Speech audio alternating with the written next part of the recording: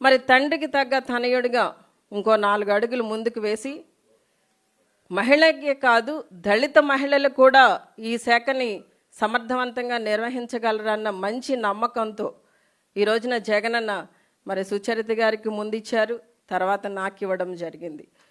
మరి ఈ రోజున ఇంత బాధ్యతాయుతమైన శాఖని మాకు ఇవ్వడం పట్ల, మహిళలమైన దళిత మహిళలమైన మాకివ్వడం పట్ల మరి నిజంగా మనం అందరం కూడా సంతోషాన్ని వ్యక్తపరచాలి.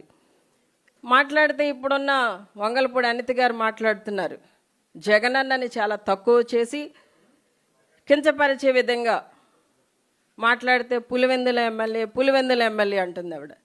కరెక్టే, జగనన్న పులివెందుల నుండే ఎన్నికయ్యారు, పులివెందుల ఎమ్మెల్యేగానే ఉన్నారు. పులివెందుల ఎమ్మెల్యే అనేది క్రైటీరియా, ప్రతి వాళ్ళు కూడా ఎమ్మెల్యేగాని గెలిస్తేనే క్యాబినెట్లోకి వచ్చేది, తర్వాత ఎవరైతే పార్టీ అధ్యక్షులుగా ఉన్నా వారు ముఖ్యమంత్రి అయ్యేది, మేమందరం ఎన్నుకోవడం ద్వారా. మన చిన్న లాజిక్ ఆవిడ ఎలా మిస్ అవుతున్నారో తెలియట్లేదు. కానీ ఆ పులివెందుల ఎమ్మెల్యే గారు తీసుకున్న నిర్ణయం వల్లనే ఈ రోజున ఆవిడ మళ్ళీ హోంమంత్రిగా ఉందన్న విషయాన్ని ఆవిడ మర్చిపోతున్నారు.